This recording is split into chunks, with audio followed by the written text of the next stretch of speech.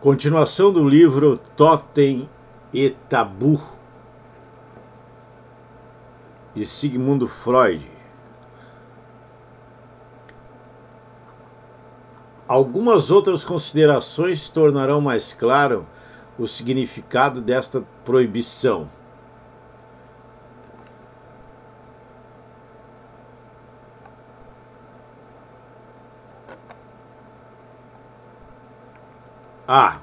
A violação da proibição não é deixada ao que se poderia chamar de punição automática das partes culpadas, como no caso de outras proibições totêmicas, tal como a existente contra a morte do animal totem.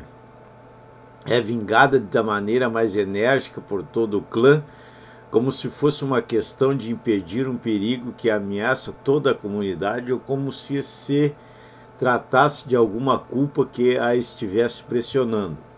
Algumas citações de Fraser, 1910, demonstrarão quão severamente essas transgressões são tratadas por selvagens que, sobre outros aspectos, estão longe de serem morais segundo nossos padrões. Na Austrália, a penalidade comum para as relações sexuais com uma pessoa de um clã proibido é a morte. Não importa se a mulher é do mesmo grupo local ou foi capturada de outra tribo durante a guerra. O homem do clã impróprio que a usar como esposa é perseguido e morto por seus irmãos de clã, assim como a mulher, embora em alguns casos seus transgressores conseguem evitar a captura por um certo tempo, a ofensa possa ser perdoada. Na tribo Tatati da Nova Gales do Sul, nos raros casos em que ocorre, o homem é morto, mas a mulher é apenas espancada ou perfurada por lanças, ou ambas as coisas, até ficar quase morta, sendo a razão alegada para não chegar a matá-la o fato de provavelmente ter sido coagida. Mesmo em namoros ocasionais, as proibições do clã são estritamente observadas. Todas as suas violações são encaradas com a maior repulsa e punidas com a morte. Citado de Cameron, 1885. B. Desde que o mesmo castigo severo é infligido a casos amorosos passageiros que não resultaram em filhos, parece improvável que as razões para a proibição sejam de natureza prática. C. Uma vez que os totens são hereditários, são mutáveis pelo casamento, é fácil acompanhar as consequências da proibição. Por exemplo, onde a descendência se faz pela linha feminina, se um homem do totem canguru casar-se com uma mulher do totem emu, todos os filhos, tanto os rapazes como as meninas, pertencerão ao clã emu.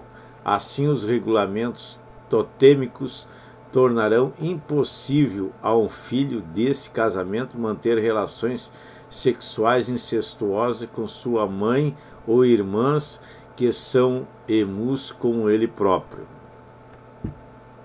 D. Um pouco mais de reflexão, porém, demonstrará que a exogamia vinculada ao totem realiza mais e assim visa mais do que a prevenção do incesto com a própria mãe e irmãs.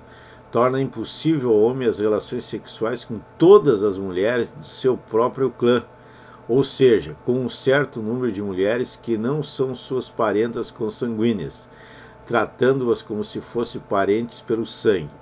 À primeira vista, é difícil perceber a justificativa psicológica dessa restrição tão ampla, que vai muito além de qualquer comparação com os povos civilizados. Pode-se depreender dela, porém, que o papel desempenhado pelo totem como antepassado comum é tomado muito a sério. Todos os que descendem do mesmo totem são parentes consanguíneos, formam uma família única e dentro dela, mesmo o mais distante grau de parentesco é encarado como um impedimento absoluto para as relações sexuais. Vemos então que esses selvagens têm um horror excepcionalmente intenso ao incesto. ou são sensíveis ao assunto num grau fora do comum, e que alinham isso a uma peculiaridade que permanece obscura para nós, a de substituir o parentesco consanguíneo real pelo parentesco totêmico. Este último contraste, contudo, não deve ser exagerado em excesso, e devemos nos lembrar que as proibições totêmicas incluem a proibição contra o incesto verdadeiro como um caso especial. O enigma de como a família verdadeira veio a ser substituída pelo clã totêmico talvez deva permanecer insolúvel até que a natureza do próprio totem possa ser explicada. Ao mesmo tempo, é de se observar que se existisse um certo grau de liberdade de relações sexuais fora do casamento, o parentesco de sangue e, consequentemente, a proibição do incesto tornar-se-iam tão incestos que a proibição teria necessidade de uma base mais ampla. Em consequência disso, é digno de nota que os costumes australianos, em certas situações sociais e durante certos festejos, permitam a quebra dos direitos conjugais exclusivos de um homem sobre a sua mulher. A linguagem dessas tribos australianas apresenta uma peculiaridade que, sem dúvida alguma, tem relação com o que estamos tratando. Os termos por elas empregados para expressar os diversos graus de parentesco não denotam uma relação entre dois indivíduos, mas sim entre um indivíduo e um grupo. Foi isso que L. H. Morgan, em 1877, denominou de sistema classificatório de parentesco. Assim, um homem utiliza o termo pai não apenas para o seu verdadeiro genitor, mas também para todos os outros homens com quem sua mãe poderia ter se casado, de acordo com a lei tribal, e que, deste modo, poderiam tê-lo gerado. Emprega o termo mãe não apenas para a mulher de quem na realidade nasceu, mas também para todas as mulheres, para todas as outras mulheres que lhe poderiam ter dado à luz sem transgredir a lei da tribo. Usa as expressões irmão e irmã não somente para os filhos de seus pais verdadeiros, mas também para os filhos de todas aquelas pessoas com quem mantém uma relação de pais no sentido classificatório e assim por diante. Desse modo, os termos de parentesco que dois australianos mutuamente se aplicam não indicam necessariamente qualquer consanguinidade. Como os nossos indicariam, representam relacionamentos sociais mais do que físicos. Algo que se aproxima do sistema classificatório pode ser encontrado entre nós, quando as crianças são incentivadas a referir-se aos amigos dos pais como tio ou tia, ou quando falando num sentido metafórico, dizendo irmãs em Apolo ou irmãs em Cristo. Embora esse uso de palavras nos surpreenda e pareça tão confuso, será facilmente compreendido se o encaramos como uma sobrevivência da instituição matrimonial que o reverendo Heller chamou de casamento de grupo, e que consiste em um certo número de homens exercer direitos conjugais sobre um certo número de mulheres. Os filhos desse casamento grupal justificadamente considerar-se-iam então uns aos outros como irmãos e irmãs, embora não houvesse todos nascidos da mesma mãe, e veriam todos os homens do grupo como pais. Embora alguns autores, como Westermarck, 1901, tenham discutido as conclusões que outros tirariam da existência do sistema classificatório de parentesco, os que têm maior familiaridade com os nativos australianos concordam em considerar esse sistema como uma sobrevivência dos dias do casamento grupal. Na verdade, de acordo com Spencer e Gillen, 1899, uma certa forma de casamento de grupo existe ainda hoje nas tribos Arabuna e Dieri. O matrimônio grupal precedeu dessa maneira o casamento individual entre esses povos e, depois do seu desaparecimento, restaram deles traços definidos tanto na linguagem quanto nos costumes. Mas uma vez que tenhamos colocado o matrimônio de grupo no lugar do casamento individual, O grau visivelmente excessivo de evitação de incesto com que nos deparamos entre esses mesmos povos se torna inteligível. A exogamia totêmica, ou seja, a proibição de relações sexuais entre os membros do mesmo clã, parece ter constituído o meio apropriado para impedir o incesto grupal. Dessa maneira, estabeleceu-se e persistiu muito tempo após a sua raison d'être haver cessado. Pode parecer que descobrimos assim os motivos que levaram os nativos australianos a estabelecer suas restrições matrimoniais, mas vamos agora saber que o estado de coisas real revela uma complexidade muito maior e, à primeira vista, desconcertante, porque existem poucas raças na Austrália em que a barreira totêmica constitui a única proibição. A maioria delas está organizada de maneira a incidir em duas divisões, conhecidas como classes matrimoniais ou frátrias. Cada uma dessas fátrias é exogama e abrange um certo número de clãs totêmicos.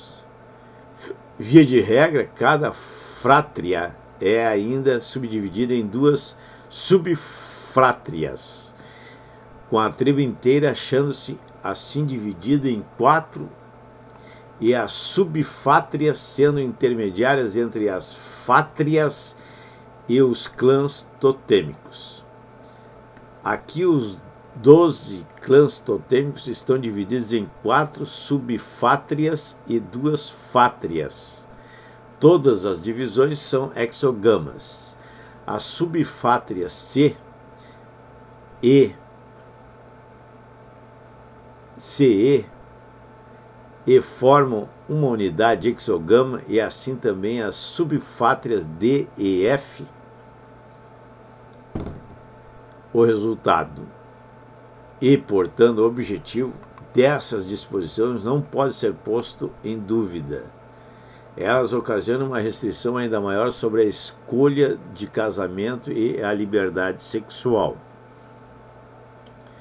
Suponhamos que cada clã possua um número igual de membros.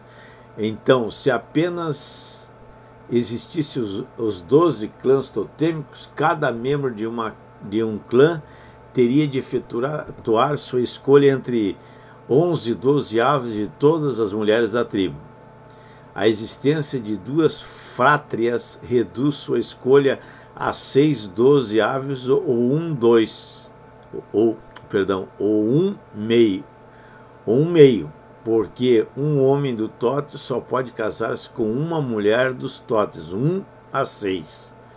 Com a introdução das 4 subfrátrias, sua escolha ainda é reduzida a 3 dozeavos ou 1/4, porque neste caso um homem do Totem fica restrito em sua escolha de esposa a uma mulher dos Totens 4, 5 ou 6.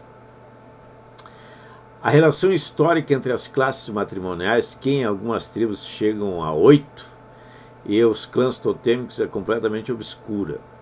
É simplesmente evidente que essas disposições visam ao mesmo objetivo que a exogamia totêmica e o levam ainda mais longe. Entretanto, enquanto a exogamia totêmica dá a impressão de ser uma ordenação sagrada de origem desconhecida, em suma, de ser um costume, a complicada instituição das classes matrimoniais, com suas subdivisões e os regulamentos que a elas se vinculam, parece mais o resultado de uma legislação deliberada, que pode talvez ter se encarregado de assumir a prevenção do incesto em virtude do declínio da influência do Tote. E enquanto o sistema totêmico é, como sabemos, a base de todas as outras obrigações sociais e restrições morais da tribo, a significação das frátrias em geral parece não estender-se além da regulamentação da escolha matrimonial, que é seu objetivo. O sistema de classes matrimoniais, em seus subdesenvolvimentos mais avançados, em seus desenvolvimentos mais avançados, testemunham o empenho de ir além da prevenção do incesto natural e de grupo e de proibir o casamento entre grupos de parentes ainda mais distantes. Nisto assemelha-se à Igreja Católica, que estendeu-se a antiga proibição contra o matrimônio entre irmãos e irmãs ao casamento entre os que são meramente parentes espirituais, padrinhos, madrinhas e afilhados. Foge ao objetivo do nosso estudo o exame pormenorizado das discussões extraordinariamente complexas e obscuras acerca da origem e significação das classes matrimoniais e sua relação com o totem. Para o fim que temos em vista, é suficiente chamar a atenção para a grande preocupação que têm os australianos e outros povos selvagens com a prevenção do incesto. Tem-se de admitir que esses selvagens são ainda mais sensíveis à questão do que nós. Estão provavelmente mais sujeitos à tentação de cometê-lo e, por essa razão, necessitam de maior proteção. Mas o horror ao incesto demonstrado por esses povos não se satisfaz com a criação das instituições que descrevi e que parecem dirigir-se principalmente ao incesto grupal. Temos de acrescentar-lhes um certo número de costumes que regulam as relações dos indivíduos com seus parentes próximos, em nosso sentido do termo, costumes que são literalmente forçados com severidade religiosa e cujo intuito mal pode ser posto em dúvida. Esses costumes ou proibições costumeiras foram denominados de evitações.